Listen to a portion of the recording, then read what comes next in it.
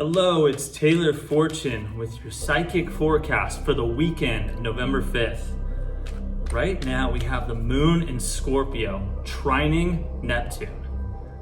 This is a very cool trine because this is about empathy, it's about the imagination, it is about intuition.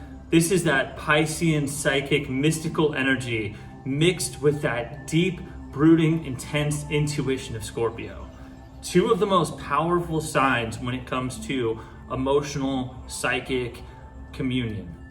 This puts us in a liminal state where we feel artistic, we feel creative, we feel like we have a natural understanding of ourself and of the underworld from which that scorpionic Pluto energy emerges. It is transformative energy that is meant to spawn a process of renewal, regeneration, transformation. So as you're going through this transformation, keep in mind not to get too lost in the mind, okay? Allow this transformation to be an intuitive one. Feel like you are doing as your heart dictates. Follow your emotions, okay?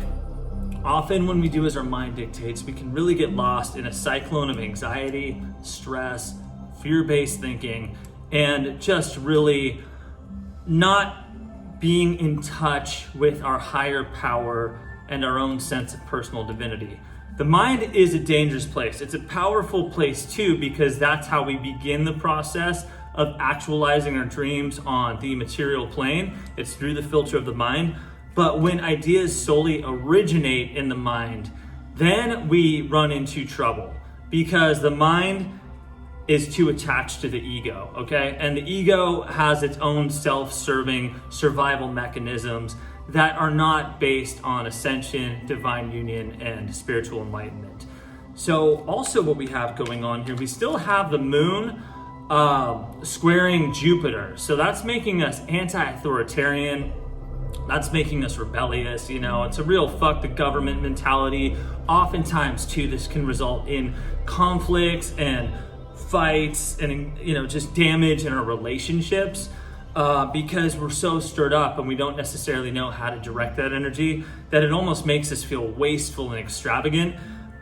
This is Jupiter and its detriment here, and ultimately the energy through that, the Two of Cups, the Two of Water, that is the precursor to the Lovers card, where the lovers have not fully developed into a soulmate twin flame type relationship, but the potential is there. So right now, embrace love. That will get you through that kind of conflicting distress of that moon squaring Jupiter, and it'll open up your own inner divine channels of emotions, communication, and ultimately romantic love too. So reach out to the person you're in love with and let them know how you feel. Don't hold back right now, okay? Love is the only thing that's gonna get us through this major period of upheaval. We also have the moon sextiling Pluto, which is giving us this desire for travel. Once again, Pluto, change, transformation, adventure. There's almost like this escapist quality where we just wanna get the hell out of our situation and just take extreme action and just take our lives in an entirely new direction. It's a lot of scorpionic energy there with the sextile, with the Scorpio moon and Pluto, which really just wants to basically turn everything over in a scorched earth, phoenix kind of way, so we can rise again in this state of renewal and regeneration.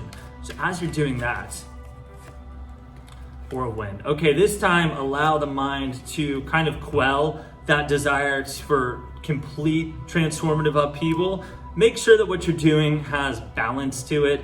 Make sure that there's a sense of logic behind it. This is a situation where you'll have to reverse that Virgo trine, the Scorpio trine Neptune energy, because we do need to incorporate practicality and logic into some of our decision-making process.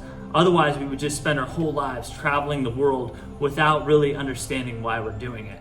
I love travel. I want to spend my life traveling the world, but I want to document it. I want to YouTube it. I want to spread my spiritual practice. I want to have purpose and drive behind it. I want to do something more than just vacation and run away in my life.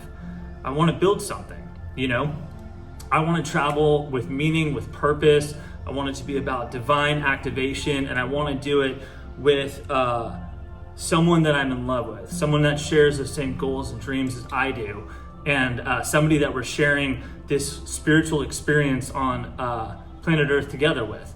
So, and that is definitely going to be heightened as the moon moves into Sagittarius, because this is the time to educate ourselves, expand our horizon. This is giving us that restless but inspiring energy to really reach for the stars and move forward into new directions with wonder, with excitement, with good luck, and with good fortune.